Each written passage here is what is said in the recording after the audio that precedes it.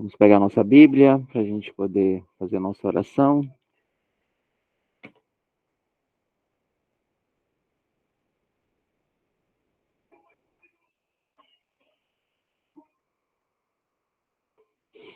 Nós vamos pegar a nossa Bíblia lá em 2 Coríntios, capítulo 1, versículos de 1 a 11.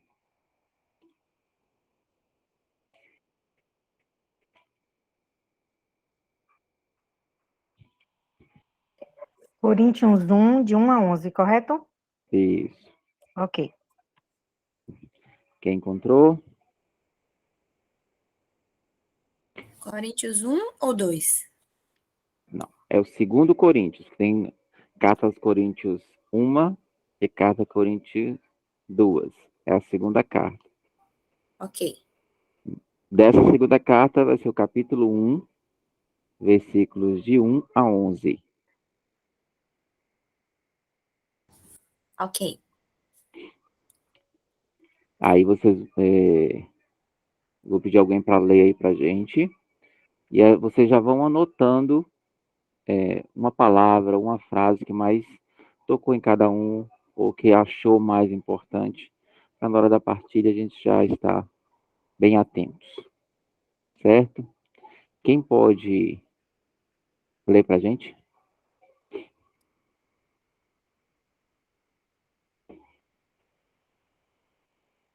Eu posso ler. Então, vamos lá.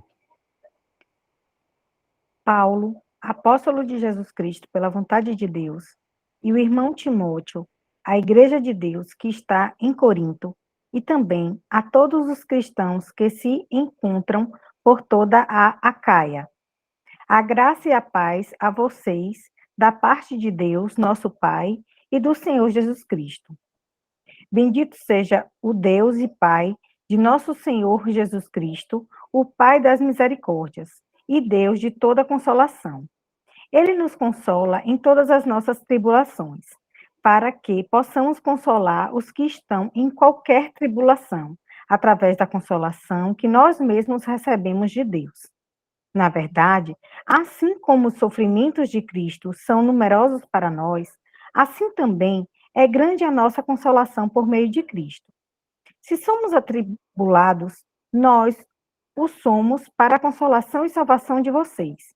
Se somos consolados, é para a consolação de vocês, para que possam suportar os mesmos sofrimentos que também nós padecemos. E a nossa esperança a respeito de vocês é firme, pois sabemos que se vocês participam dos nossos sofrimentos, também participarão da nossa consolação. Irmãos, não queremos que vocês ignorem isto.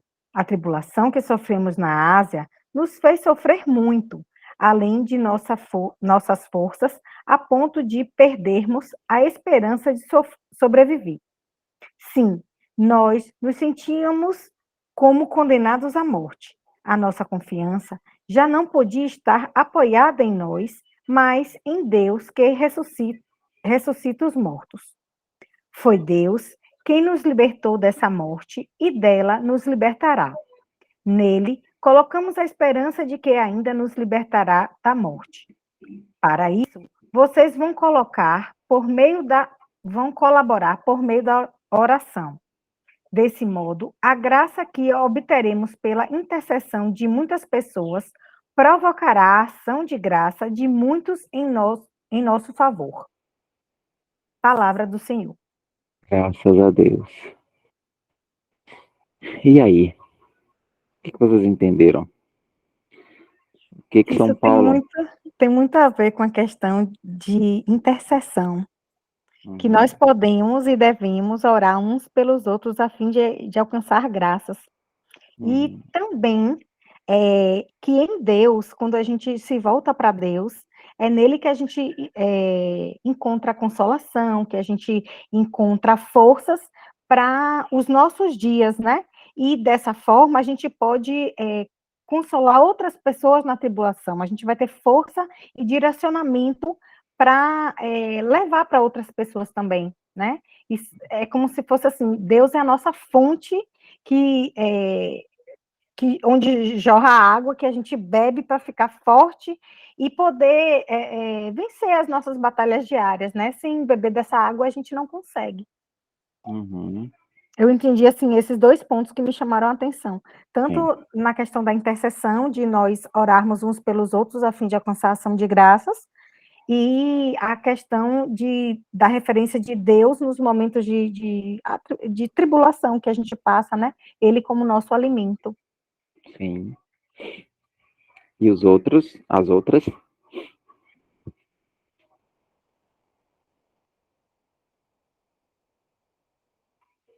Então, para mim, a frase que mais me chamou a atenção foi essa: "E nossa esperança a respeito de vocês é firme." Por quê? Porque hoje, na liturgia diária, daquele livrinho, né, que eu já mostrei aqui, aí fala fala da parábola da figueira, e aí a proposta do dia é definir que adubo vai colocar em sua figueira. Então, eu achei tudo relacionado, né?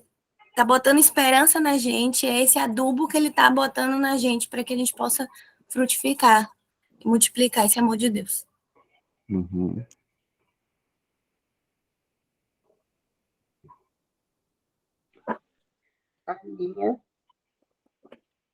A minha, porque assim como são abundantes os sofrimentos de Cristo em nós, assim também, graças a Cristo, é abundante na nossa consolação.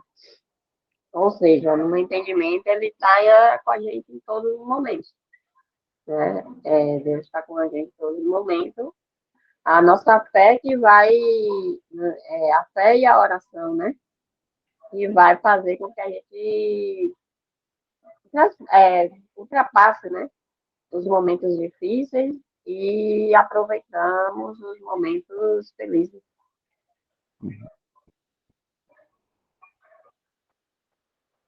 Sim.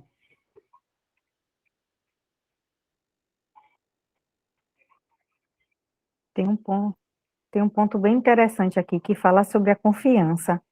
A nossa confiança já não podia estar apoiada em nós, mas em Deus, que ressuscita os mortos. Quando a gente ganha uma maturidade, né, cada vez mais que a gente vai mergulhando para águas profundas da nossa fé, a gente já entende, né, que não somos nós que fazemos, que realizamos as coisas, né, e sim tudo vem de Deus, tudo é ação de graça. Então, a nossa confiança está no Senhor. Isso é um dos pontos que também chama a atenção. Uhum.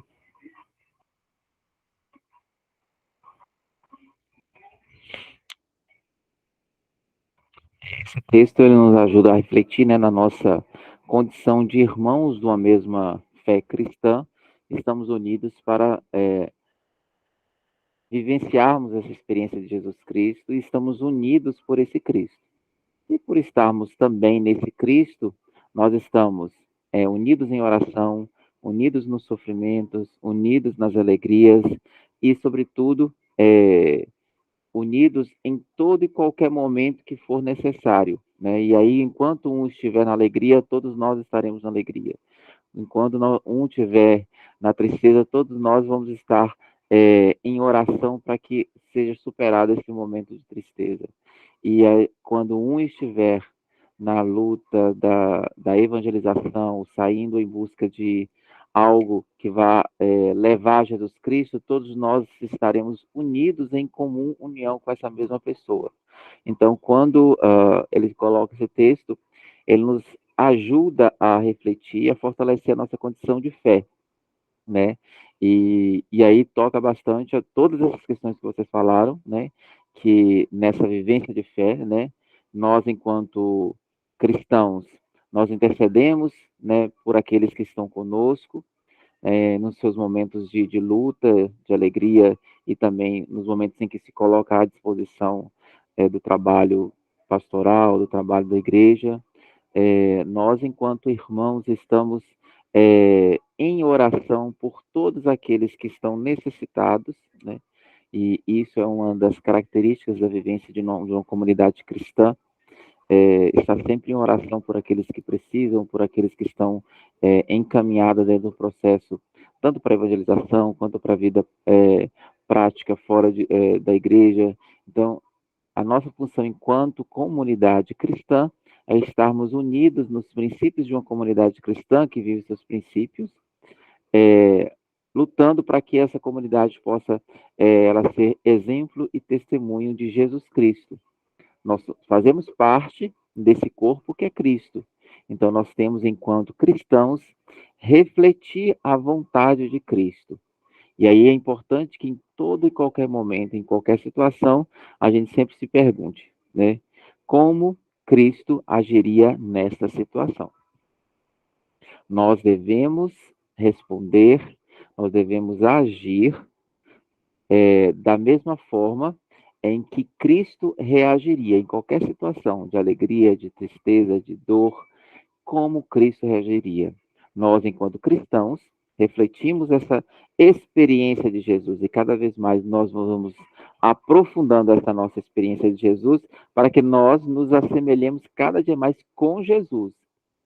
A centralidade da nossa vida ela deve ser Jesus. Portanto, tudo que refletir de nós ao outro no mundo, na família, no grupo de amigos, dentro da própria igreja, ele tem que ser reflexo dessa vivência e dessa experiência de Jesus.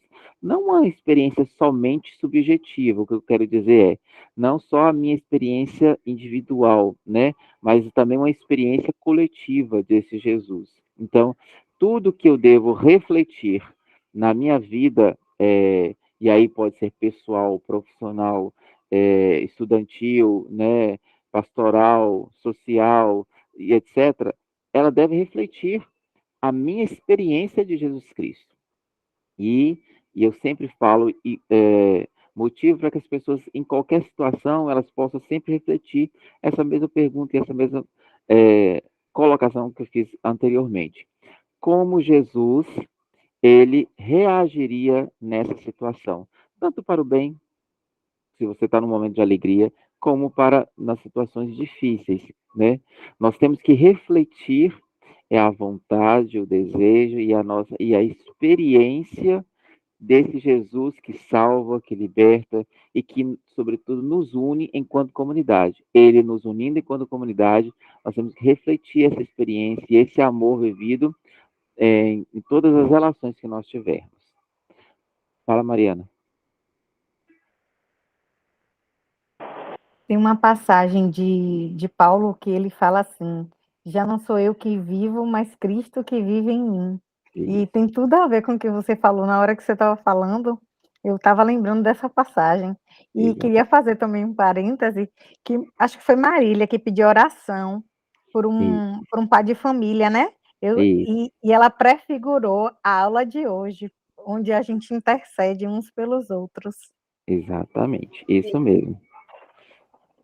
E é essa vivência de comunidade que nós devemos tentar que possa ou voltar a ser, ou ela ser alimentada na nossa comunidade atual, né? Que muitas vezes a gente, enquanto vai vivendo a experiência há mais tempo, as pessoas em vivência em comunidade, sobretudo cristã, elas acabam muito colocando seu ego, aquilo que a pessoa quer, e não a vontade de Deus, a vontade de Jesus, na vivência de comunidade.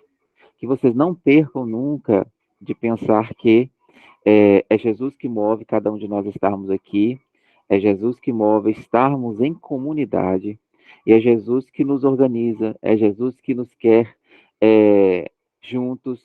Então, a centralidade da nossa vida é Jesus, né? Então, nossa vivência em comunidade, ela pode ter grandes obstáculos, assim como Paulo teve diversos, principalmente por isso mesmo que ele escreveu várias cartas para tentar ajudar as comunidades na resolução de seus problemas, e aí cada comunidade tinha o seu problema específico, né? E aí pode ser o problema do ego, da autoridade, da vivência de outras pessoas querendo que se viva naquela mesma experiência daquela outra pessoa.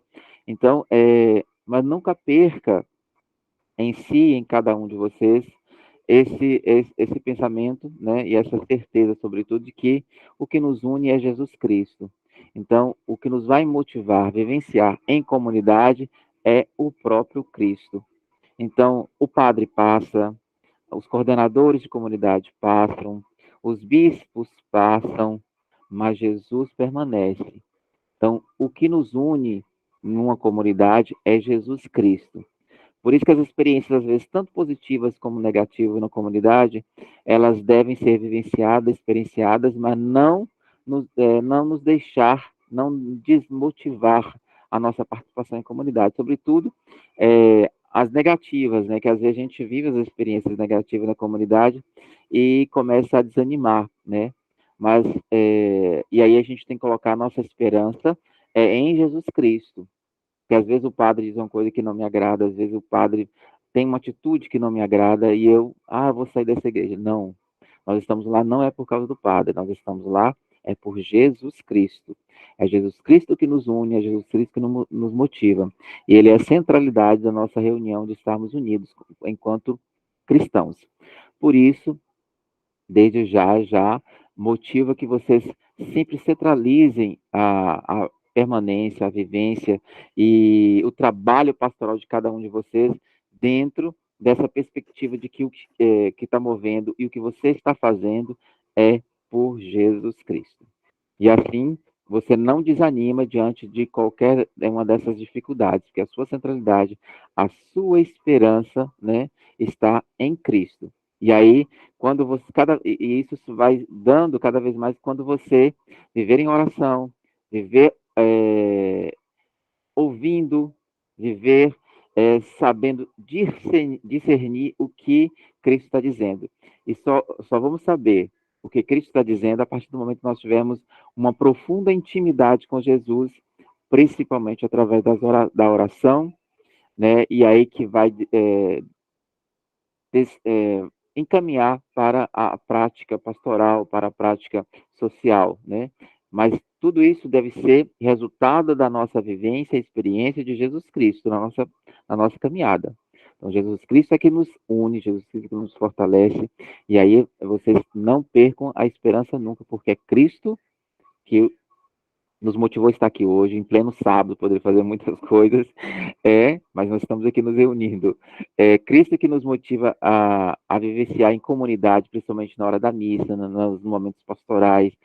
Tudo é em Cristo. Se você parar para pensar, falar assim, é Cristo que está lá na missa, entendeu? Cristo está lá no altar.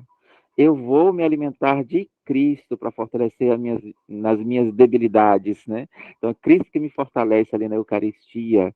Então, a centralidade da nossa vivência enquanto comunidade cristã é Cristo. Centralidade nossa é Cristo. Nem é o Papa, é Cristo mesmo, entendeu?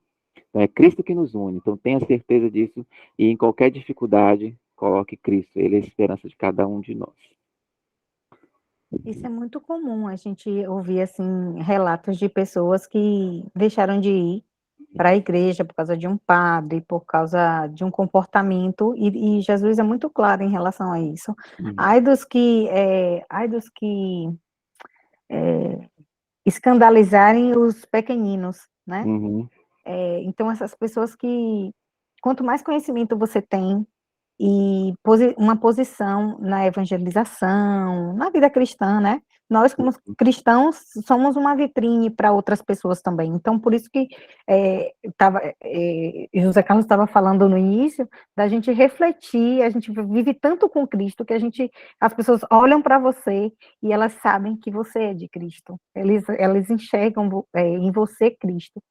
E essa pessoa, se ela tiver uma atitude ruim, ela acaba levando outras pessoas a enfraquecerem sua fé, né? Principalmente Uhum. sacerdotes, pessoas consagradas, e assim, infelizmente, é comum a gente ouvir relatos de pessoas que deixaram a igreja por essas coisas, sabe? Uhum. E aí, por isso que é importante a sua centralidade estar em Cristo, porque essas coisas não vão Isso. te derrubar. E eu olhando aqui, até no capítulo 2 do 2 Coríntios, tem uma passagem aqui no versículo 14 muito, muito bom e até pertinente para a gente, que diz assim: graças sejam dadas a Deus, que nos faz participar do seu triunfo em Cristo e que através de nós espalhe o perfume do seu conhecimento no mundo inteiro. De fato, diante de Deus, nós somos o bom perfume de Cristo entre aqueles que se salvam e entre aqueles que se perdem. Para uns, perfume de morte, para outros, perfume de vida e para a vida. Então, nosso testemunho deve ser esse reflexo do amor de Jesus, né? E nós somos realmente esse perfume de Jesus, né? Eu uso como espelho, mas aqui na palavra diz perfume. Então, nós exalamos Jesus Cristo. Nós exalamos esse amor de Cristo. Então, onde a gente for, que a gente exale esse amor de Cristo. Tá? Não exalemos ódio, não exalemos nada negativo, exalemos sempre o amor de Cristo. Que aí a gente vai, onde a gente for passar, a gente vai ser reconhecido por exalar, né, ou por refletir esse Cristo. Rayana levantou a mão?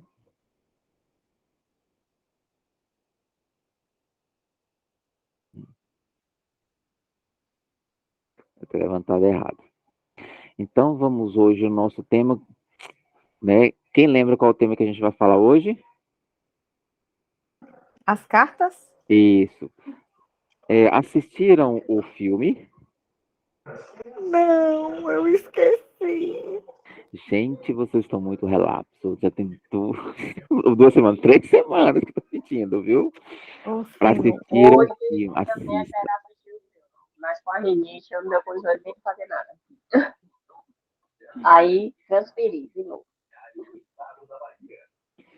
Então, gente, assistam o filme. É para ajudá-los a melhor compreender como eram as primeiras comunidades, como eram a vivência da comunidade antigamente, que nós queremos restaurar essa vivência e a partir de vocês também vivenciar essa experiência de comunidade. Então, é importante que vocês possam assistir para perceber como eram as comunidades daquela época e como está sendo hoje, né? Para nossa vivência, a nossa comparação, né? E ver o que pode ser mudado, melhorado, né? No encontro anterior a gente viu o quê? Os Atos. Atos E, dos Apóstolos. exatamente. E também sobre as primeiras comunidades. Vocês lembram quais são as comunidades que nós vimos? As primeiras 7 comunidades? Ninguém lembra nem o nome? Alexandria. Ah, Meninas, agora vocês. Acho que é Damasco? Damasco, sim, que é de Paulo. 2, falta 5. Próximas. Ah, a São minha igual aqueles alunos perversos que falam logo mais fácil para poder Aham. Damasco, Alexandria, Corinto. Corinto, sim. A primeira comunidade mãe, qual que é? Ai, meu Deus. Roma, Tá lá. tá na Roma, cabeça, não Roma tá também é na um. ponta da língua, mas não tá na cabeça. Pronto, Ah, ó. pois é. Roma, alguém falou uma. Isso, Faltam Roma. 3, né?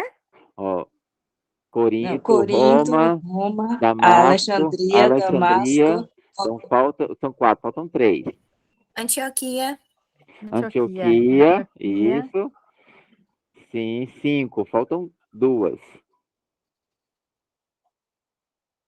E aí? Vamos ver se vocês vão lembrar. Éfeso. Vamos ver se vocês vão Éfeso, não? lembrar, viu? Eu vou começar a relembrar aqui Atos dos Apóstolos. Alguém lembra quem foi que escreveu o Atos dos Apóstolos? Lucas. Ah, muito bem. Então, Lucas foi o mesmo que escreveu, né, o evangelista, o mesmo que escreveu o Atos dos Apóstolos. Localização ainda não tem certeza, né, mas alguns dizem que a tradição liga com Antioquia, outros vai fazer com ligação com outros locais como Roma e etc, né? Mas aí não tem ainda a certeza do local da composição. Quanto à redação, as atas propostas para o livro vão de 62 depois de Cristo, né? Aí coloquei um pouco das escrituras que lembra que a gente falou, né? A primeira, capítulo 1, fala sobre a primeira comunidade. O capítulo 2, a missão e testemunho em Jerusalém, as primeiras comunidades. A terceira, missão e testemunho na Judéia e Samaria. Quarta, expansão da palavra aos gentios. Quinta, decisão de Jerusalém sobre os gentios cristãos. Sexto, missão universal e testemunho de Paulo. Sétimo, Paulo é preso por testemunhar a palavra. Então, essas aqui são as divisões da estrutura do livro dos Atos dos Apóstolos, para ficar melhor a sua compreensão, né? Quando você pegar e falar assim, eu quero entender melhor a parte da missão de Paulo. Então, vai estar lá a partir do capítulo 15, né? E depois vem a origem das primeiras comunidades, todas elas se formam e organizam vivendo a experiência de Cristo ressuscitado. Os Atos dos Apóstolos descrevem a ação do Espírito Santo, do testemunho dos apóstolos, a fundação e da organização das primeiras comunidades. Lucas também relata que Jesus conseguiu formar uma comunidade como aqueles homens que foram os apóstolos. Vamos ver agora o nome, vamos ver se vocês acertaram. Então, a primeira, Jerusalém, que, como falei, é a mãe, né? A vida das primeiras comunidades começa em Jerusalém. As aparições, na maioria, ocorreram aí. Comunidade onde foi escolhido o 12º apóstolo Matias, no lugar de Judas. E é considerada a comunidade modelo. Depois, Roma, capital do Império, centro do comércio e comunicações. Não se sabe ao certo quem fundou, mas a tradição mencionou Pedro e Paulo. No ano 49, o imperador Cláudio expulsou judeus e cristãos, entre eles Áquila e Priscila. Se vocês assistirem o filme, vocês vão falar muito, vão ver quem são esses Áquila e Priscila. Damasco, Síria, foi responsável pela iniciação cristã de São Paulo, antes conhecido por Saulo de Tarso. Alexandria, fundada por Alexandre o Grande, a cidade, né? Ainda antes de Jesus, Alexandria se situa no Egito. Atualmente é a maior cidade egípcia da capital, o Cairo. Segundo a tradição, São Marcos, o evangelista, teria sido o fundador dessa comunidade. Éfeso, que não era outra comunidade que vocês não tinham falado, tá? Era Jerusalém e Eu Éfeso. falei, Éfeso, Não ouvi, não. Efésio, sei lá. Não, é Éfeso. Carta aos Efésios. Efésios são aqueles que são de Éfeso. É tudo na mesma, Mas eu não ouvi mesmo vocês falando. radical. Radical é. Cidade da Ásia Menor, de população majoritariamente grega, grande devoção a Deus Artemis, centro da praticância da magia, né? Este paganismo levou à perseguição de Paulo, que pregava contra as crenças, teve que fugir. Áquila e Priscila ficou na orientação da comunidade. Antioquia, que é a terceira maior cidade do Império Romano, capital da Síria. A comunidade foi fundada por judeus que fugiram depois do martírio de Estevão, constituídos por gentios convertidos ao cristianismo. Corinto, que é hoje, lembra que nós lemos a carta segunda aos Coríntios, né? Ou seja, a segunda carta que Paulo enviou a essa comunidade da cidade de Corinto. Situada na Grécia, nas margens do Mediterrâneo, a comunidade cristã dessa cidade é bem conhecida pelas 2 cartas que Paulo lhe dedicou. Foi ele que fundou e acompanhou sempre. Esteve com eles durante cerca de 1 ano e meio. A cidade era bastante diversificada na sua cultura e marcada por uma fama de má vida e iniquidade. E hoje nós vamos falar sobre as cartas do Novo Testamento. Agora, antes que eu passe para frente, quais são as 7 comunidades primeiras? Jerusalém, Roma, Damasco, Alexandria, Éfeso, Corinto e Antioquia. Isso, Antioquia. Muito bem. Isso mesmo. Então, só para a gente relembrar isso que a gente viu no nosso primeiro encontro, falando sobre a Bíblia, né? Que é a Bíblia dividida no Antigo e Novo Testamento. No Antigo Testamento, 46 livros, divididos lá em 5 livros do Pentateuco, 16 livros históricos, 18 livros proféticos. E aí a gente já passou por eles falando sobre a história do povo de Deus, passamos a ter livros proféticos. Aí falamos, entramos no Novo Testamento, falamos sobre os 4 evangelhos. No encontro anterior, falamos sobre o Ato dos Apóstolos. Hoje vamos falar sobre as 7 cartas de Paulo, as 6 de seus discípulos, as suas 3 pastorais e as 7 católicas, que são consideradas as mais universais. E no próximo encontro, sobre Apocalipse. E no Novo Testamento, né, tem dentre a divisão lá as cartas de umas que foram de Paulo, outras de seus discípulos, outras que a gente fala pastorais e outras que a gente chama de católicas. Então, são 13 com 7, 20, né? 20 cartas. Quais são as cartas ou epístolas do Novo Testamento? São 21, as cartas, epístolas do Novo Testamento. A forma epistolar, essa forma de epístola, né, que é carta, como ela é feita? As 21 cartas do Novo Testamento estão agrupadas amplamente como paulinas dos seus discípulos, e pastorais.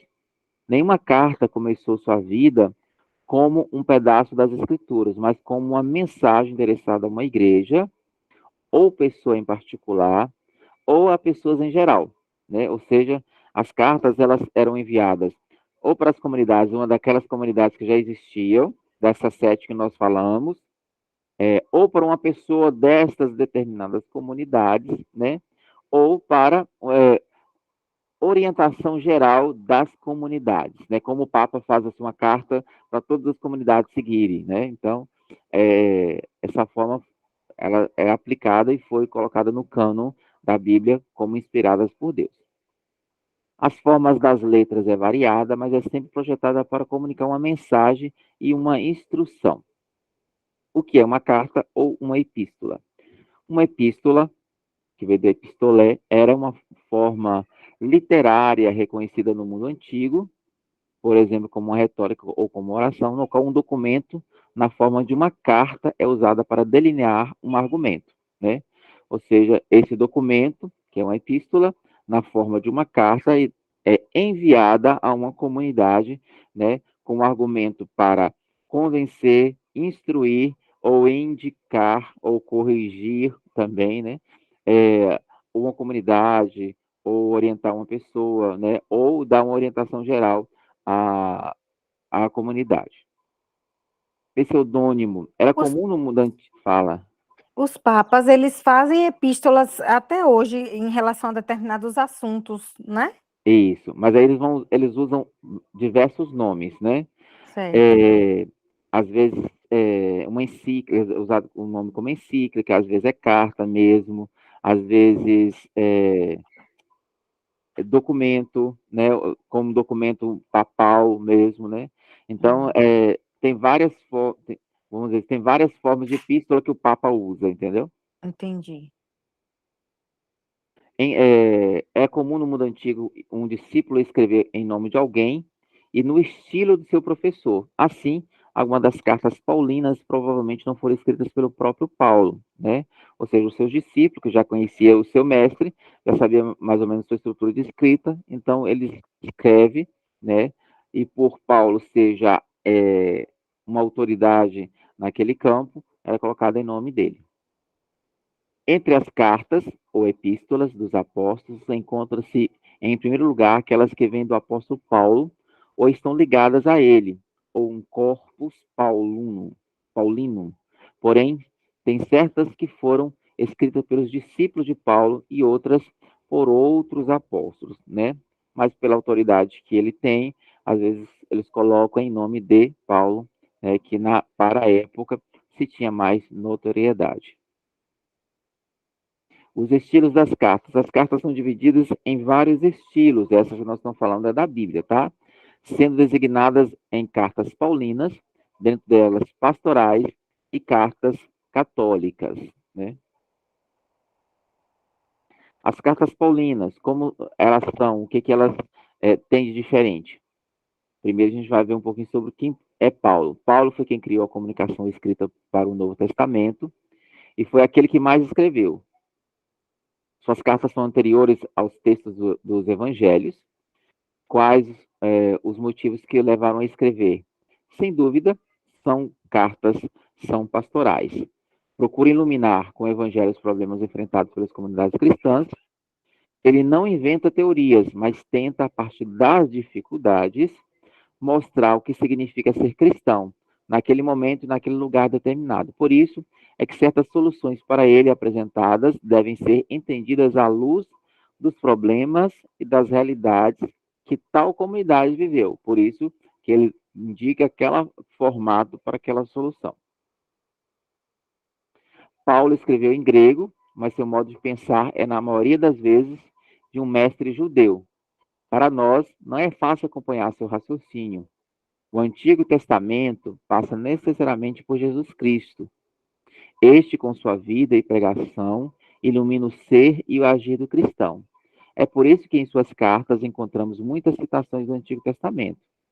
Exatamente por Paulo ser, ele estudou, né, para ser um dos sacerdotes, né, judeus. Então ele conhecia muito da lei, da norma, né? Então a partir daí e também para provar aquela existência e que Cristo realmente, Jesus era realmente o Cristo, ele vai realmente procurar, sobretudo no Antigo Testamento, fortalecer essa perspectiva de que Cristo, de que Jesus era o Cristo Messias. Mas os ensinamentos aí contidos não chegam ao cristão sem serem iluminados, refeitos ou anulados pela pregação e vida de Jesus Cristo, a quem um cristão aderiu pela fé. 7 das epístolas foram escritas pelo apóstolo Paulo. Alguns estudiosos aceitam apenas 7 como autênticas. Entre essas cartas estão incluídas Romanos, Coríntios 1 e 2, Filipenses e 1 Tessalonicense e Filemão, né? Os outros livros do Novo Testamento, para os estudiosos liberais, foram escritos por pessoas que estavam próximas de Paulo, do apóstolo Paulo. E aí nós vamos para as cartas pastorais, destinam-se a fornecer conselhos e argumentos específicos a uma pessoa designada, que pode ser da comunidade ou pode ser um indivíduo. As cartas pastorais. E aí eu coloquei um pouquinho, né, das cartas para a gente poder compreender melhor como foram escritas, né? Ou seja, assim, ó, de Paulo, com pouca edição posterior, cartas que são de Paulo, mas que não teve, que teve pouca edição. Nós temos o 1 Tessalonicense e cartas Filipenses. De Paulo, cartas que foram de Paulo, mas com alguma edição posterior, nós podemos colocar carta aos Gálatas, 1 Coríntios, 2 Coríntios, Romanos e Filemão. Cartas que a gente chama pseudo, né? Porque foram escritas por discípulos, né? E aí colocaram o nome de Paulo, por isso que é pseudo Paulo. Não foram escritas por Paulo, mas mantém alguma doutrina deste Paulo. Carta aos Colossenses, 2 Tessalonicenses e Efésios. E pseudo Paulo, que foram escritas quando as igrejas já tinham algum poder e organização, que é a 1 Timóteo, 2 Timóteo e a Tito. E do outro lado eu coloquei mais ou menos a data de acordo à escrita, né? Ou seja, cronologicamente, na frente eu coloquei. Então, qual foi a primeira carta a ser escrita? Foi a carta aos Tessalonicenses, a primeira Tessalonicense, que foi 50 depois de Cristo. E foi antes até mesmo do Evangelho, dos quatro Evangelhos. Então, a primeira carta foi 1 Tessalonicenses, 50 depois de Cristo. A segunda carta escrita foi a 2 Tessalonicenses, que também foi 50 depois de Cristo. Depois vem Gálatas, que foi 55. Depois 1 Coríntios, 55. Depois 2 Coríntios, 56. Depois vem a carta aos Romanos, que foi de 56 a 58. Depois vem a carta aos Efésios, que foi em 61. Colossenses, Filipenses e Filemão, também foi 61 depois de Cristo. Depois carta a Timóteo, que foi de 64 a 67, como também Tito. E a última foi 2 Timóteo, que foi de 67 a 68. E aí mostra um pouco da primeira viagem de Paulo, para vocês compreenderem um pouco esse percurso, né, de onde ele foi, né? E aí ele coloca só seguir os tracinhos aí, né? Que ele vai de Antioquia, passa por Chipre, depois vai para Acalaia, Eu não estou enxergando muito bem, que meu óculos não enxerga, eu não enxergo muito bem de perto, mas é só seguir essas setinhas aí, vocês vão compreender os caminhos, né, em que Paulo foi, né, passou. E essa aí foi a primeira viagem de Paulo, que foi do ano 46 ao ano 48 depois de Cristo, que ele fez a primeira viagem dele. E a gente pode compreender essa passagem ou conhecer essas viagens lá em Atos 13, capítulo 13 e 14. Segunda viagem de Paulo foi de 49 a 52 depois de Cristo. A gente pode conhecer melhor como foi essa viagem, lendo Atos dos Apóstolos 15, de 39 até o capítulo 18, 22. Aí ele vai estar narrando como foi a segunda viagem dele, né? A terceira viagem dele foi de 53 a 57 depois de Cristo, está lá do capítulo 18 de Atos, versículo 22, até o capítulo 21, versículo 16. Quando está a setinha preenchida, né, é porque ele está indo. Quando está assim, picotadinha, ele está voltando dessa viagem, certo? Então, ele parte de Antioquia, vai para Tarso, vai para Derbe, Listra, Icônio, Antioquia de Pisídia, depois vai passando lá perto da Ásia, né? Depois vai para Éfeso, depois vai Troade, e assim sucessivamente, né? Ele vai viajar pela Europa e depois ele retorna. A quarta viagem de Paulo é de 59 a 62 depois de Cristo. E a gente pode perceber como foi essa viagem lá em Atos, capítulo 21, do versículo 17 até o capítulo 28, versículo 16, né? Que ele está lá em Cesareia, ele parte de Cesareia, vai para Sidônia, depois segue viagem, passa por Creta, né? Aí nessa viagem, nessa quarta viagem, que ele passa em Malta, Siracusa, e assim sucessivamente até chegar em Roma. Quais são as características das cartas paulinas?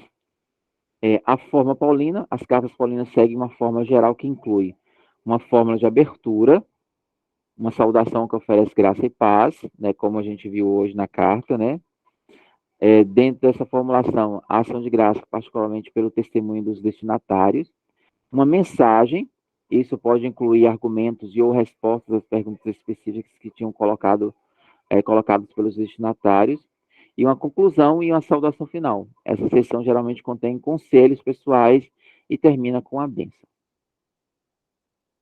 Os principais pontos sobre as cartas paulinas são o que mais são falados nas cartas dele. Primeiro, sobre a plenitude da vida em Cristo. Segundo, Paulo e o Evangelho. Terceiro, a defesa do Evangelho da graça. Quarto, a natureza da liberdade cristã. Quinto, Paulo sendo pastor. Sexto, problemas em Corinto. Sétimo, o ministério apostólico. E oitavo, as epístolas pastorais. E aí, como nós podemos ler as cartas paulinas, né? A ordem que as Bíblias utilizam para apresentar as cartas de Paulo é do tamanho, ou seja, daquela maior para depois para a menor, né? Talvez não seja essa o ideal para a gente, porque a gente não compreende o pensamento, né? O processo de pensamento. Por isso que eu coloquei lá anteriormente a data mais ou menos cronológica de quais cartas foram escritas, que se você for ler por aquela ordem cronológica, você vai compreender melhor, né, o pensamento, né, de Paulo no seu desenrolar de escrita das epístolas, né? Portanto, em vez de seguir a ordem de tamanho, sugere-se outro caminho, ler as cartas segundo a ordem cronológica, né? Por isso que eu fui e coloquei lá.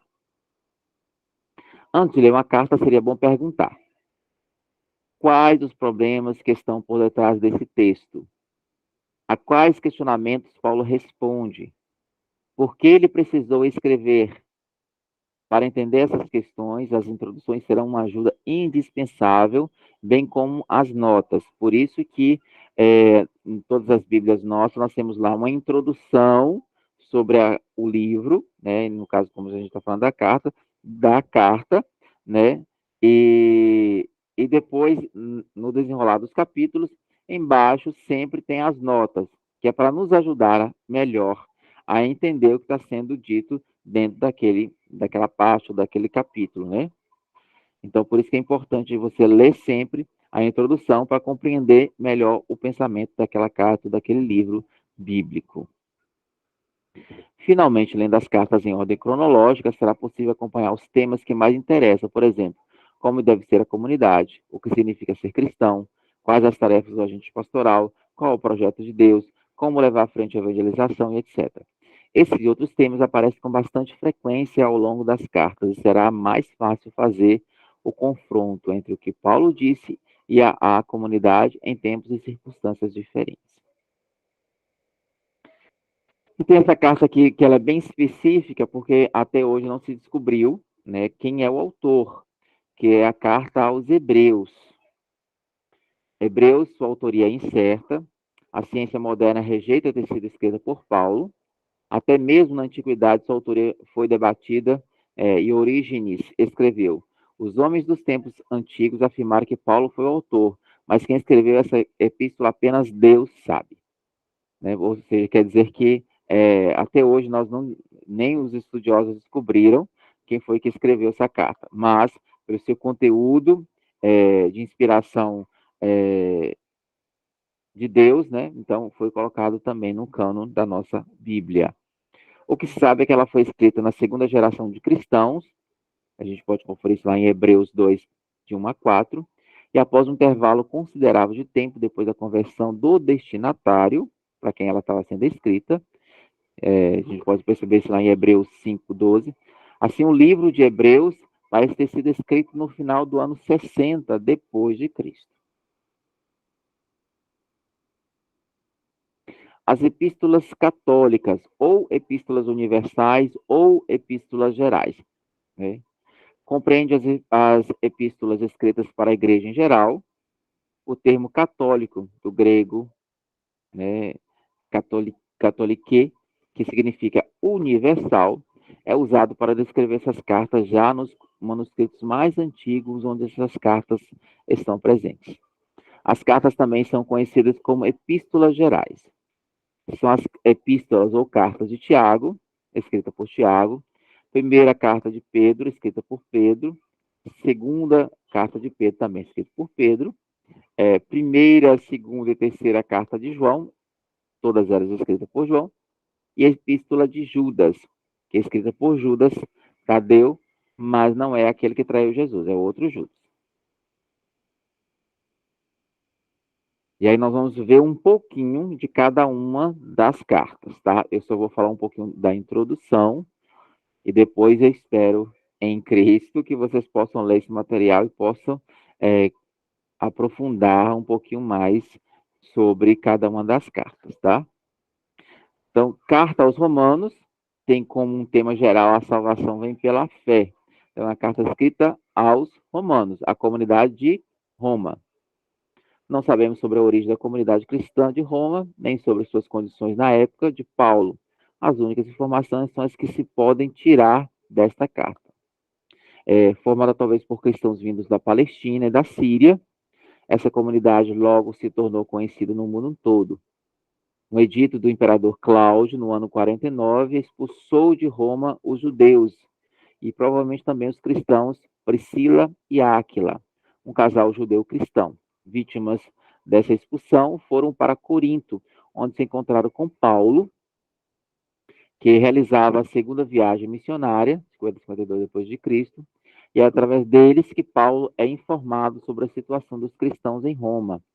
A partir dessa época, o apóstolo começa a fazer planos para visitá-los pessoalmente. Por ocasião da terceira viagem, que foi lá de 57 a 58 depois de Cristo, ele se encontra novamente em Corinto e projeta ir até a Espanha e escreve então a fim de preparar os cristãos de Roma para a sua tão desejada visita. A carta aos Romanos parece ter uma finalidade bem precisa. Os termos teológicos tratados e o debate com o judaísmo mostram que Paulo está preocupado em corrigir falsas interpretações a respeito de sua pregação entre os pagãos, provavelmente levados a Roma por judeus e por cristãos judaizantes, que tem aquela ligação com o judaísmo, né? O apóstolo expõe de maneira serena, ordenada e aprofundada a doutrina que já havia exposta de modo polêmico na carta aos Gálatas, a gratuidade da salvação pela fé. Ele mostra que só Deus pode salvar e que ele salva não apenas os judeus, mas toda a humanidade destruída pelo pecado. E é nessa perspectiva que nós estamos inclusos, né? E nós, enquanto descendentes, mas nós somos de outra região que não simplesmente a Palestina, né? Então, por isso, graças a essa pregação de Paulo e essa evangelização de gente, né? Que a palavra chegou até esse mundo, chegou até nós e nós somos cristãos também em Cristo. Paulo quer mostrar ao judeu cristão de Roma e a nós que nenhuma lei pode salvar, por melhor que seja, nem mesmo a judaica, pois não consegue destruir o pecado. Ao contrário, ela até alimenta o pecado. Somente a fé que temos em Jesus Cristo é que nos insere no âmbito da graça e nos possibilita construir espírito e a humanidade nova. Aí eu coloquei mais ou menos como está estruturada a carta aos Romanos, né? Primeiro eu apresento no capítulo 1 a introdução e tese, ainda continuando no capítulo 1, mostra o pecado dos gentios e judeus e a justificação pela fé. No capítulo 5, a salvação universal por Cristo e a vida nova. No capítulo 9, a salvação dos judeus. No capítulo 12, a vida cristã, que são as orientações práticas que ele manda aos romanos. E no capítulo 15, uma conclusão e alguns anexos. Depois nós vamos com a primeira carta aos Coríntios, que é a carta à comunidade de Corinto, que é a cidade, e tem como tema geral essa carta como superar os conflitos na comunidade. Então, essa carta vai tentar responder essa pergunta ou tentar dar caminhos para que se supere, né, esses conflitos na comunidade. Então, Corinto era uma cidade rica, comercialmente, com mais de 500 mil habitantes, na maioria escravos. Nesse ponto, nesse porto marítimo, se cotovelavam gente de todas as raças e religiões à procura de vida fácil e luxuosa, criando ambiente de imoralidades e ganância. A riqueza escandalosa de uma minoria estava ao lado da miséria de muitos. Surgiu, inclusive, uma expressão, viver à moda de Corinto, que significava viver no luxo e na orgia. Paulo, entre os anos 50 e 52, permaneceu aí durante 18 meses e fundou uma comunidade cristã formada por pessoas da camada mais modesta da população. A primeira carta aos Coríntios foi escrita em Éfeso, provavelmente no ano de 56. A comunidade já estava reproduzida, de certa maneira, o ambiente vivido na cidade toda. Ela também estava dividida, os grupos brigavam entre si, cada um se apoiando na autoridade de algum pregador do evangelho. Por isso, o primeiro objetivo de Paulo na carta é restabelecer a unidade, admitindo que o único líder é Cristo, e este não está dividido. Paulo aproveita da situação para traçar um retrato da verdadeira agente pastoral. Depois passa a denunciar os escândalos que invadem a comunidade, como incesto, julgamento em tributos pagãos, a imoralidade, etc, etc. Em seguida, responde a diversas perguntas formuladas pelos coríntios. A carta também apresenta normas para que haja ordem e autêntico culto cristão na Assembleia Litúrgica. E, por fim, citando exemplos da natureza da ressurreição de Cristo, demonstra que a ressurreição do corpo é inquestionável. O cerne da fé é a certeza de que a vida vence a morte, ou seja, a nossa ressurreição.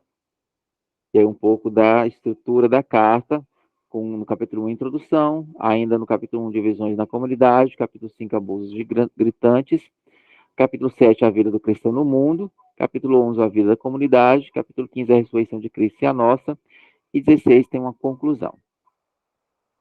A segunda carta aos Coríntios, ela tem como uma centralidade responder a questão da força se manifesta na fraqueza, É difícil dar uma visão ordenada na segunda carta de Coríntios, isso porque esta carta é composta provavelmente de vários escritos que Paulo enviou aos coríntios em ocasiões diferentes. Um fato é certo, o apóstolo remeteu mais de 2 cartas aos coríntios, pelo menos 4, e ainda um bilhete. Alguns dados ajudam a descobrir isso. Em Coríntios 5:9, Paulo diz que tinha escrito uma carta anterior, admoestando aos coríntios para que não tivesse relações com gente imoral. Em 2 Coríntios 2:4, fala de uma carta severa e que, ao escrever, ela estava preocupada e aflito que até chorava. Essas 2 cartas terão desaparecido ou podemos encontrá-las em algum lugar? Vamos por parte. O trecho de 2 Coríntios interrompe, de certa maneira, o contexto, se retirado não faz falta, até a leitura correria melhor. Nesses versículos, Paulo trata dos ídolos e da impiedade. Por isso, alguns estudiosos pensam que se trata de um pedaço de carta mencionada em 1 Coríntios. Segundo os capítulos 10 e 13 da segunda carta aos Coríntios, tem tonalidade diferente dos capítulos anteriores. Paulo se mostra severo e se nota grande envolvimento emocional, por ser a carta de que ele fala em 2 Coríntios 2:4. Terceiro, no início do 2 Coríntios 9, Paulo diz que é inútil escrever sobre o serviço prestado aos irmãos, isto é, sobre a coleta. No entanto, o capítulo 8 já trata longamente sobre essa questão. Este capítulo 9 seria, então, um bilhete escrito posteriormente que retoma o assunto da coleta. Assim, temos em ordem cronológica a 2 Coríntios 6, 14 até o 7, um fragmento da carta escrita anterior, do 1 Coríntios, e B, primeira carta aos Coríntios. C, 2 Coríntios 10 a 13, a carta severa escrita entre lágrimas. D, 2 Coríntios 1 a 8, a carta escrita depois da anterior. E, 2 Coríntios 9, bilhete escrito pelo próprio Paulo. A sequência pode parecer complicada, mas permite compreender melhor os acontecimentos e o modo como Paulo reagiu diante dos discípulos, das dificuldades suscitadas pela turbulenta comunidade de Corinto. Né? Por isso que ele cita que foram mais de 2 cartas, na verdade, são 4 cartas e um bilhete. A segunda carta aos Coríntios é mais ou menos essa estrutura, onde no capítulo 1 tem a introdução, ainda no capítulo 1 os avanços e reconciliação com os coríntios, no capítulo 8 a 9 sobre a coleta, capítulo 10 a defesa do apóstolo, e capítulo 13 uma conclusão. Depois vem carta aos Gálatas, que é da cidade de Galácia, né? A Galácia não era uma cidade, mas uma região da Ásia Menor. Na segunda viagem missionária, Paulo atravessou a Frígia e a região da Galácia. E aí fundou comunidades depois visitadas durante a terceira viagem. O livro dos Atos mostra que Paulo permaneceu longo tempo em Éfeso. Foi aí provavelmente que o apóstolo teve notícia de um ataque contra ele e sua doutrina em meio às comunidades da Galácia. Alguns judeus cristãos ligados a certos círculos de Jerusalém queriam impor aos pagãos convertidos a circuncisão e a observância da lei mosaica. Além disso, ridicularizavam Paulo, negando a sua autoridade de apóstolo, porque ele não pertencia ao grupo dos 12. Dizia também que a doutrina sobre a caducidade da lei é invenção de Paulo e não correspondia ao pensamento da igreja de Jerusalém. Então, a carta aos Gálatas foi escrita no fim da estada de Paulo em Éfeso, provavelmente no inverno de 56 e 57. É a única carta de Paulo que não começa com a ação de graças e não termina com bênção, fato que testemunha a sua indignação. De fato, em tom agressivo, ele defende o seu apostolado e doutrina, reafirmando que o evangelho nada tem a ver com a lei mosaica, nem com qualquer outro tipo de espiritualidade legalista. A carta aos Gálatas foi definida como o manifesto da liberdade cristã e universalidade da igreja. Ao ler a carta aos Gálatas, nós cristãos de hoje somos convidados a uma séria revisão, onde está a motivação fundamental que dirige a nossa vida cristã, numa série de observâncias mecânicas de leis e ritos. Ou melhor, estar centrada numa série de observâncias mecânicas de leis e ritos, ou no compromisso com Jesus Cristo, que se realiza através do amor responsável e criativo. A igreja também é convidada a essa revisão da vida. Ela realmente educa os filhos de Deus para a liberdade e a fé, ou estabelece leis que escravizam e estabilizam a vida cristã, esterilizam a vida cristã. As instituições eclesiais visam colocar fronteiras de salvação, ou procuram formar comunidades comprometidas com Jesus Cristo e abertas para servir a todos? Então, são perguntas que tentam ser respondidas nesta carta. E aí, um pouco de como está dividido, né, a estrutura. Depois vem carta aos Efésios, da cidade de Éfeso. As 4 cartas aos Filipenses, a Filemon, aos Colossenses e aos Efésios formam o grupo das cartas do cativeiro. As 3 primeiras foram muito provavelmente escritas em Éfeso, entre o ano 55 e 57. Efésios e Colossenses talvez tenham sido escritas na mesma ocasião. É o que se deduz da semelhança entre elas e pelo fato de mencionarem Tíquico como portador de ambas. O apóstolo parece não conhecer pessoalmente os destinatários dessas 2 cartas. Isso nos leva a pensar que a carta aos Efésios, na origem, não teve destinatário preciso, talvez fosse uma circular destinada às comunidades da região próxima a Éfeso, e alguns chegam a pensar que seria a mesma carta dirigida à igreja de Laodiceia, citada em Colossenses 4,16. Note-se que a expressão em Éfeso falta em diversos manuscritos antigos. A carta aos Efésios é fruto de longa e amadurecida meditação teológica, contemplando o projeto de Deus para a salvação da humanidade. Aí um pouquinho da estrutura, carta 1, capítulo 1 com a saudação, dentro do capítulo 1 a parte doutrinal, capítulo 4 uma exortação, e no capítulo 6 uma conclusão. Depois vem carta aos Filipenses, que tenta responder sobre a questão do verdadeiro evangelho. Vem da cidade de Filipos, foi a primeira cidade europeia que recebeu a mensagem cristã. Paulo aí chegou na primavera do ano 50, durante a segunda viagem missionária.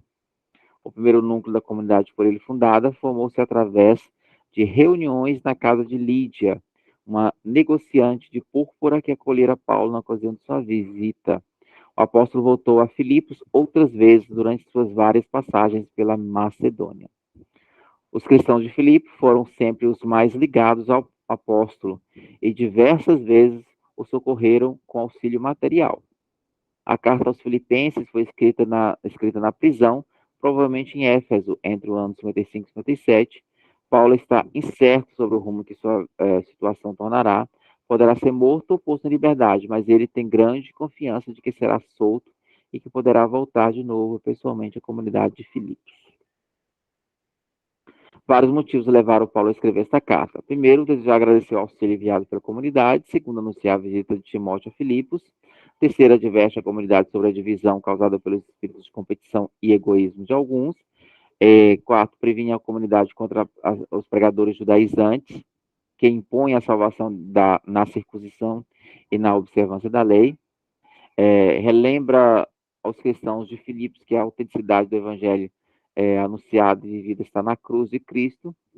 Paulo demonstra afeto e gratidão pela comunidade de Filipos, e por isso quer vê-la sempre fiel ao evangelho. Alguns pregadores insistem que a salvação depende da lei. O apóstolo mostra com vigor que a salvação só depende de Jesus Cristo. É Jesus que, feito homem morto numa cruz, recebeu do Pai o poder de dar aos homens a salvação. Todo aquele que não transmite isso pelo testemunho de vida e pela palavra será sempre falso transmissor do evangelho. Esta carta, portanto, fornece o critério para que uma comunidade cristã saiba reconhecer o verdadeiro evangelho e quais são os pregadores autênticos. Vamos ler essa carta, gente.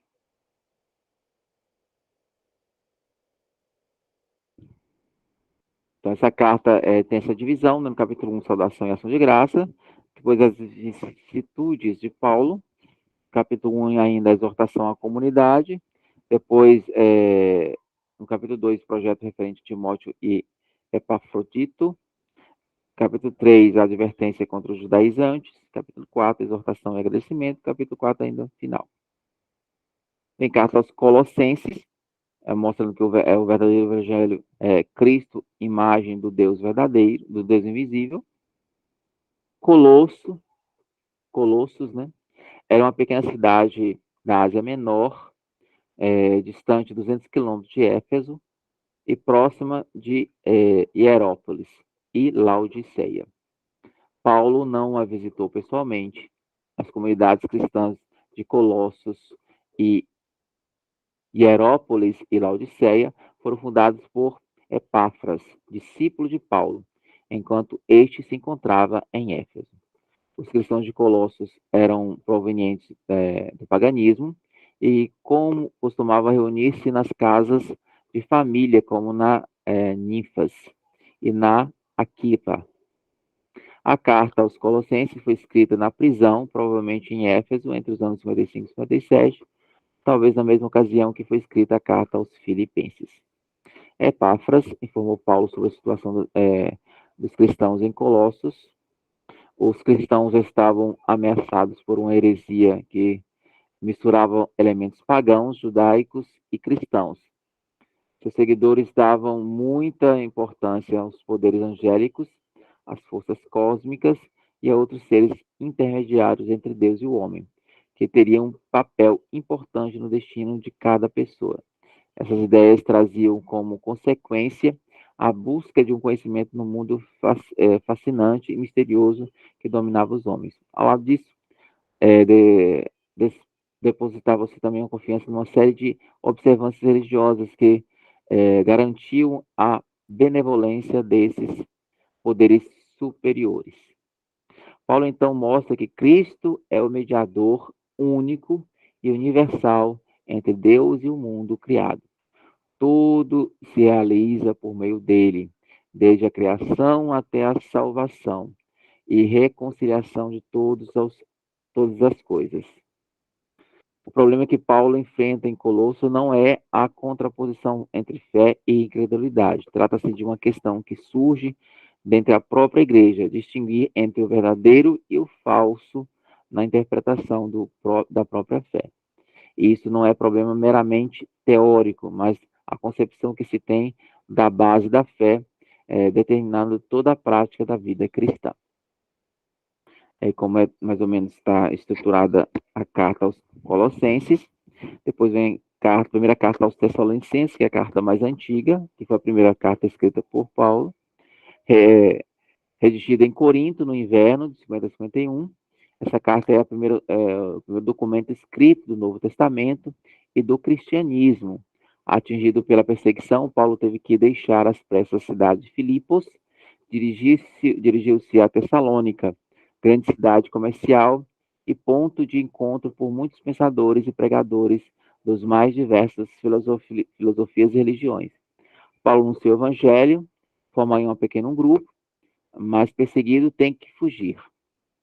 Nessa carta, Paulo também procura responder algumas questões que preocupam a comunidade de Tessalônica. Uma é o problema da vinda gloriosa de Cristo.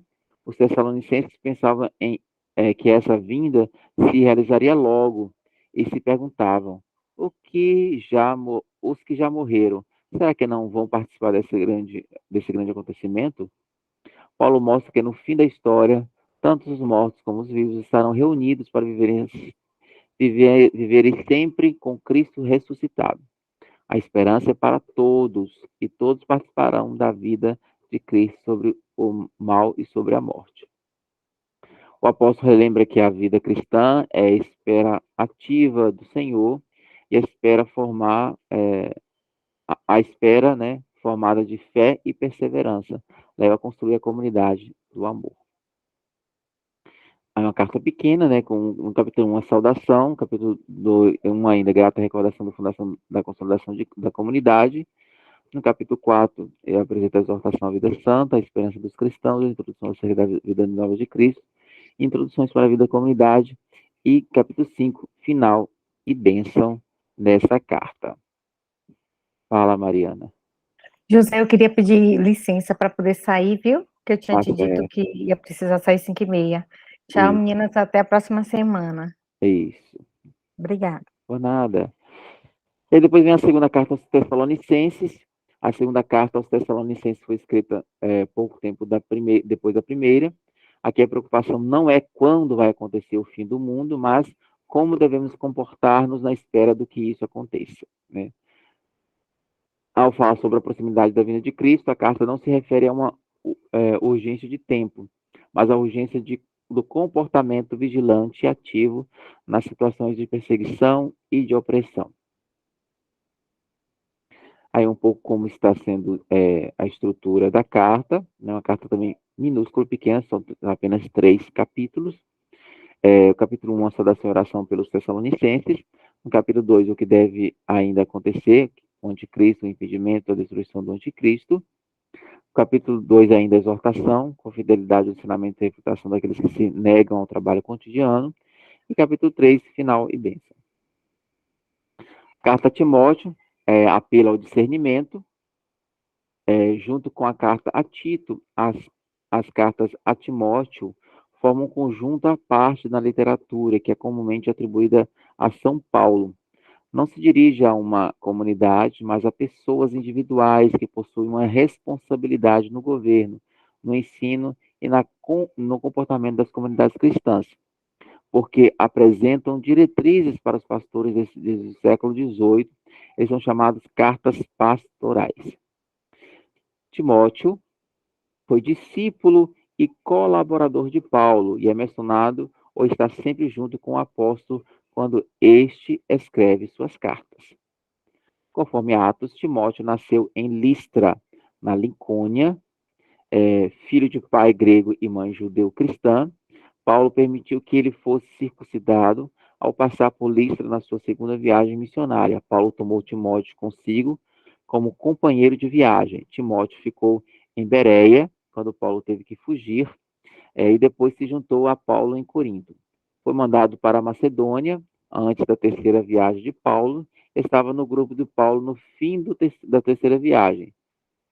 A primeira Timóteo deve ter sido escrito entre 64 e 65 e apresenta Timóteo como responsável pela igreja de Éfeso. A importância de 1 Timóteo está no seu testemunho histórico sobre a organização eclesiástica. É uma carta com 6 capítulos, né? Onde no primeiro tem uma introdução, no segundo determinações diversas sobre a oração, os bispos e os diáconos, de 4, os falsos mestres e suas doutrinas, 5, atitudes para com as diversas categorias de fiéis, e 6, admoestações finais contra as falsas doutrinas e a ganância. A segunda carta a Timóteo, que é aquela que a gente falou no início, que é combater o bom combate.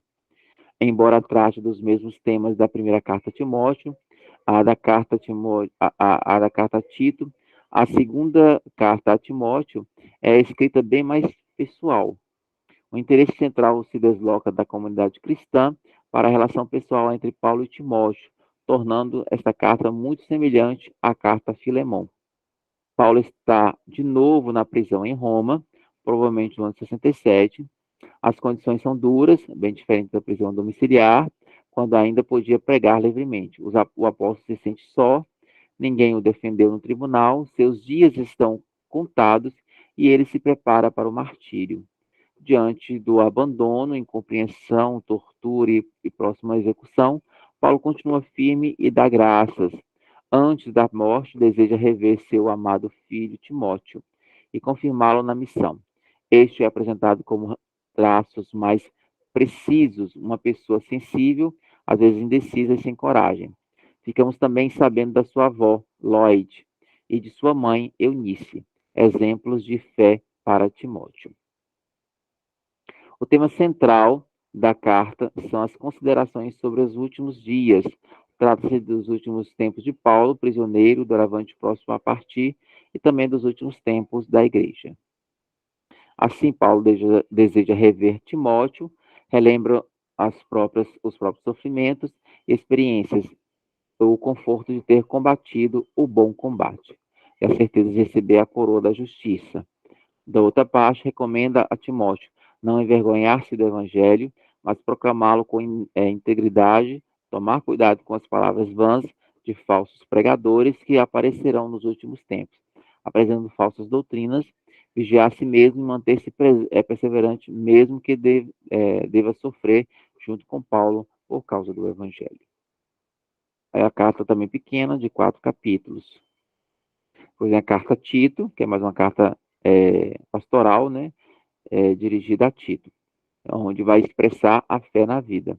A carta a Tito, a primeira carta e a primeira carta a Timóteo tratam de problemas idênticos. O evangelho foi anunciado, as comunidades foram fundadas e algumas dezenas de anos mais tarde aparecem os verdadeiros problemas. Alguns cristãos, provavelmente de origem judaica, misturam o evangelho com teorias propagadas por grupos judaicos que se arrogam o direito de regulamentar o uso de alimentos e proibir o matrimônio. Por outro lado, também os costumes elevados do paganismo se infiltram na comunidade, fortalecendo, falseando assim a moral. É preciso recordar aos cristãos que a salvação foi trazida por Cristo e também traçar as grandes linhas de comportamento para a vida particular e social, e ainda provar a organização das igrejas. A carta foi escrita provavelmente de 64 a 65 depois de Cristo. Seu destinatário é delegado pessoal de Paulo na ilha de Creta. Segundo Gálatas 2 e seguintes, ele era grego, acompanhava Paulo e Barnabé a Antioquia, e apesar de sua origem pagã, não foi circuncidado. Isso para demonstrar liberdade evangélica perante a lei.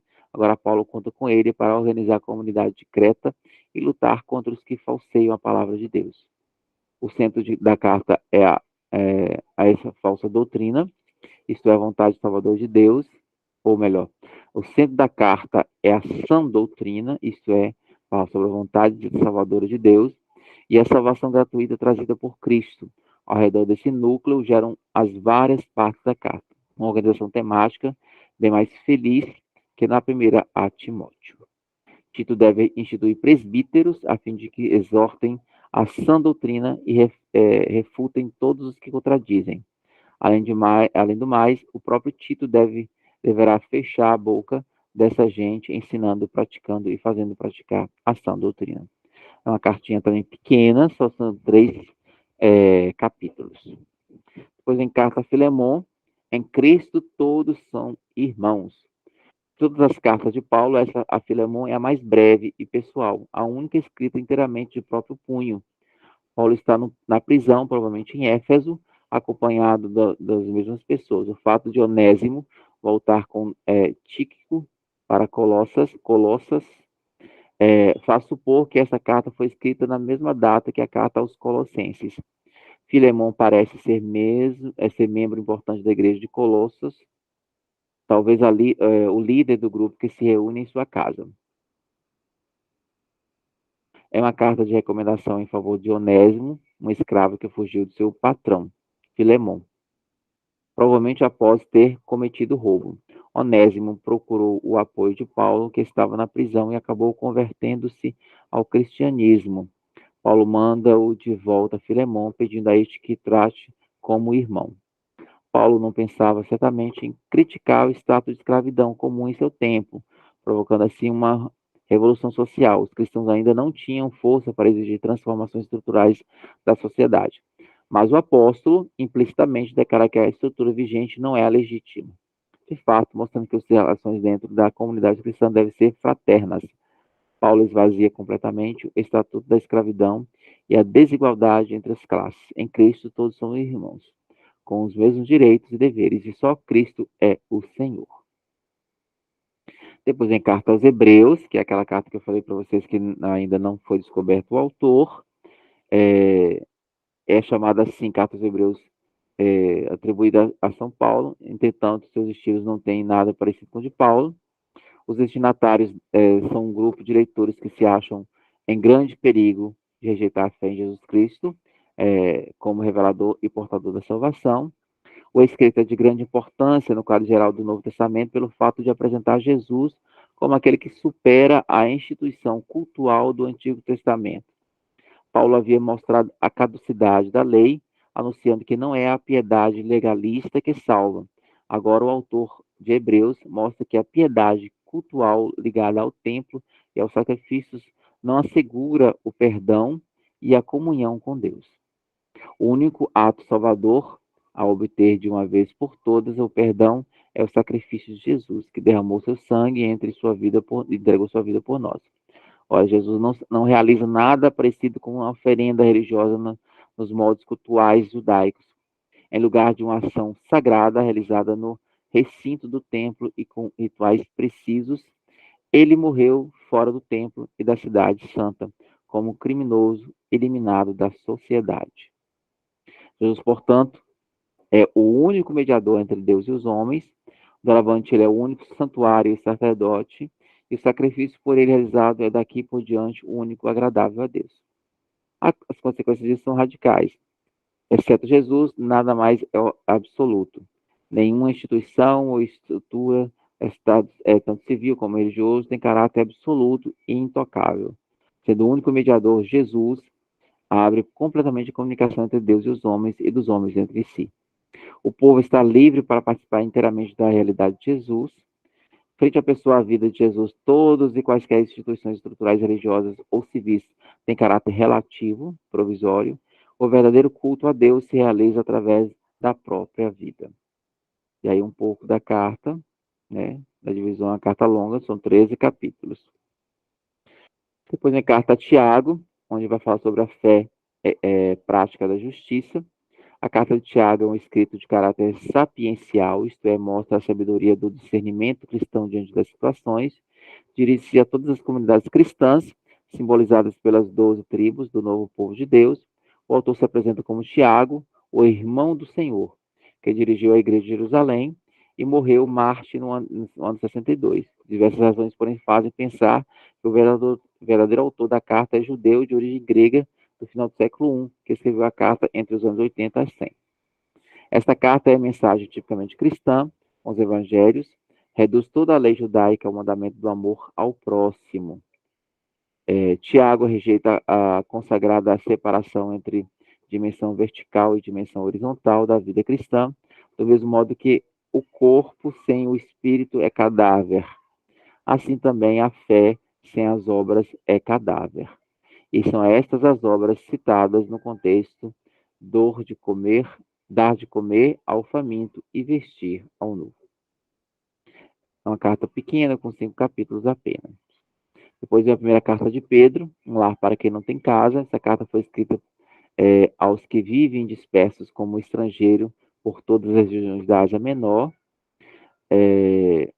A carta foi escrita de Babilônia, que provavelmente designa a cidade de Roma.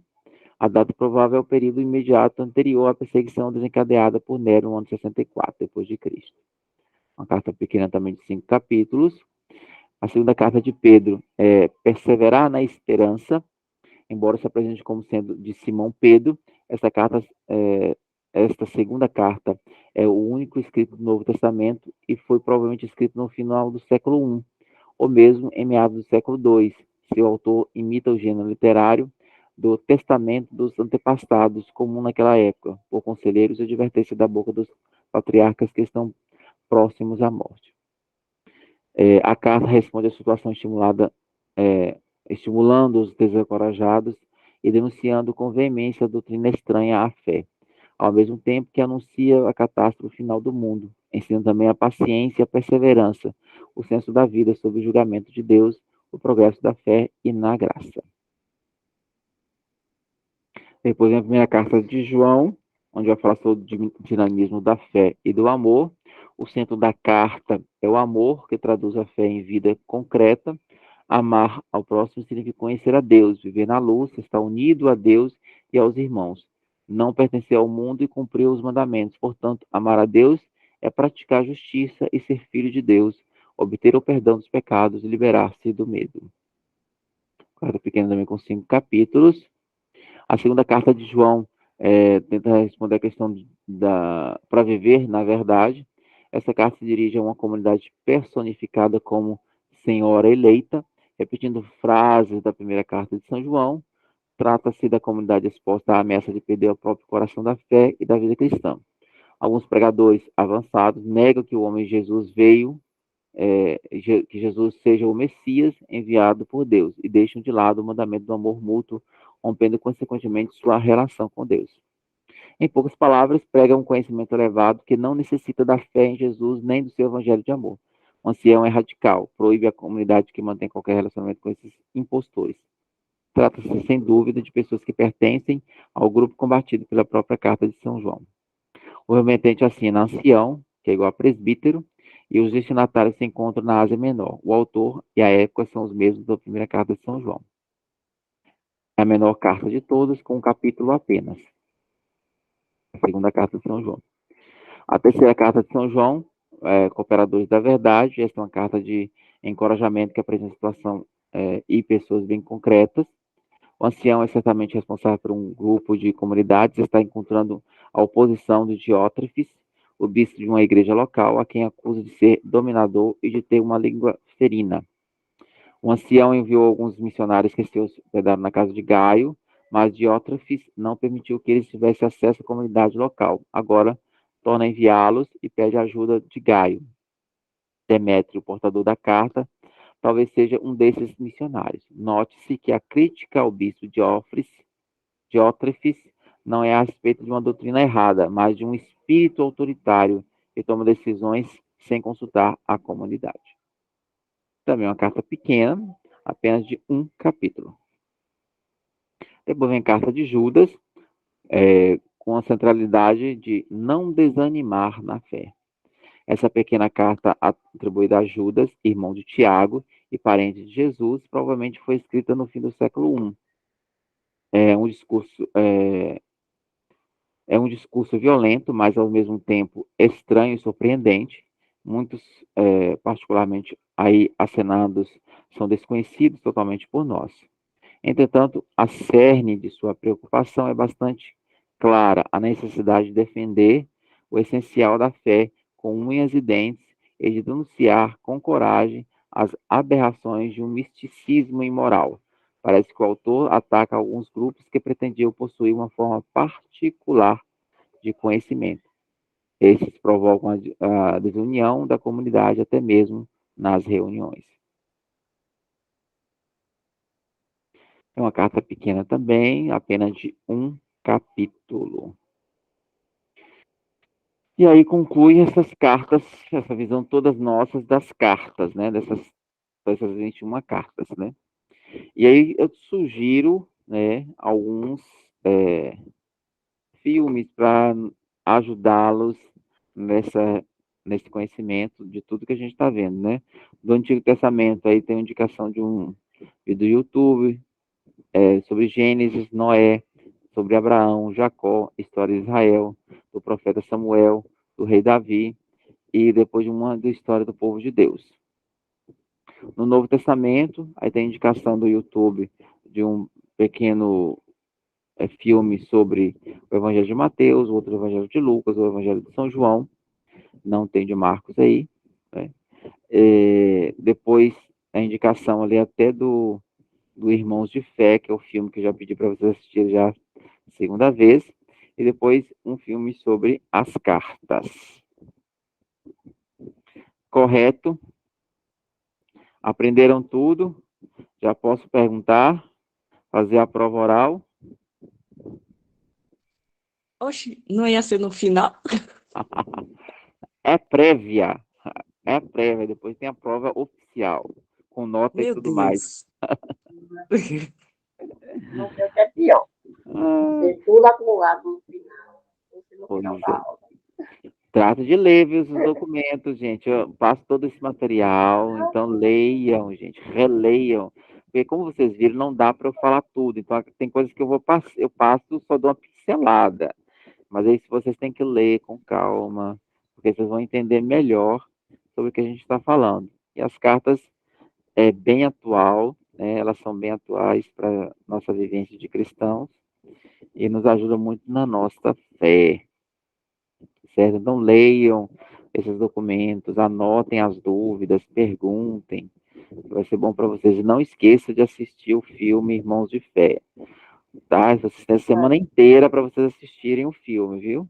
Uma semana. Todo dia eu vou colocar lá perguntando se vocês assistiram. Tá. Vamos fazer uma prova sobre o filme. Fazer Isso, uma avaliação do filme. exatamente. Aí todos vão ter que assistir, né? É isso mesmo. Ficou alguma dúvida para você sobre as cartas que vocês queiram esclarecer ou perguntar?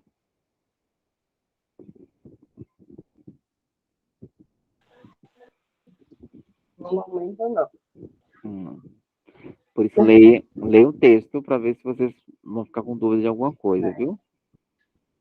Não, ficou bem claro, eu só queria elogiar que eu gostei da forma que você dividiu cada carta, introdução, sobre cada coisa que fala. Isso aí vai ser bem legal para a gente estudar depois.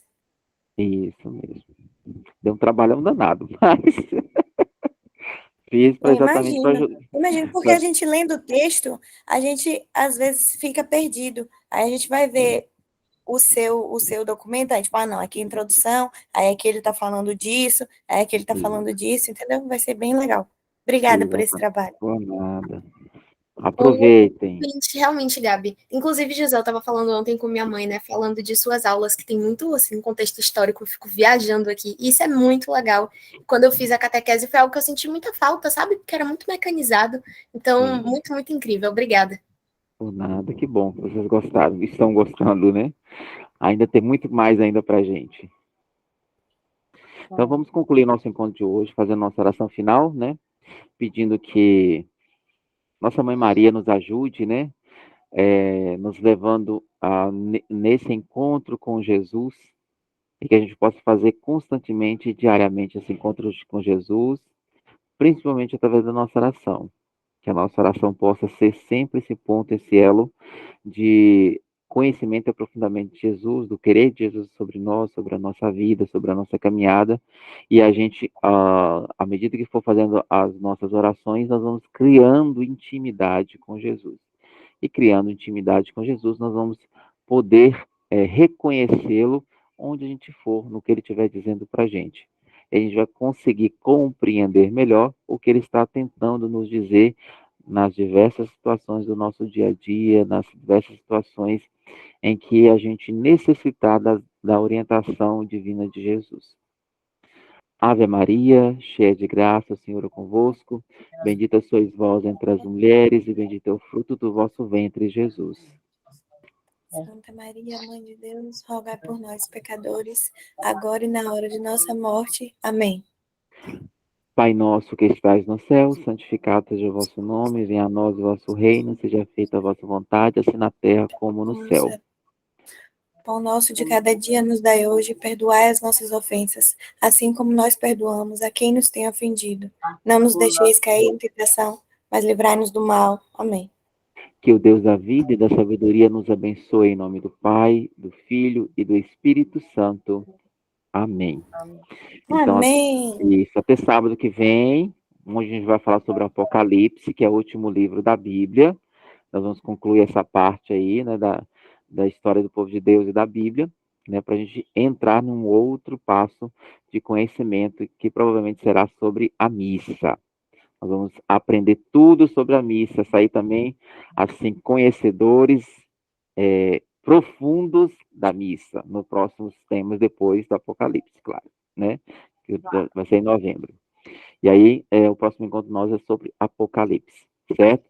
Tenha um excelente final de semana. Quem puder, faça um esforçozinho para ir à missa, né? Dia do Senhor amanhã. E que Jesus abençoe todo o nosso final de semana, que seja na vontade dele. Amém?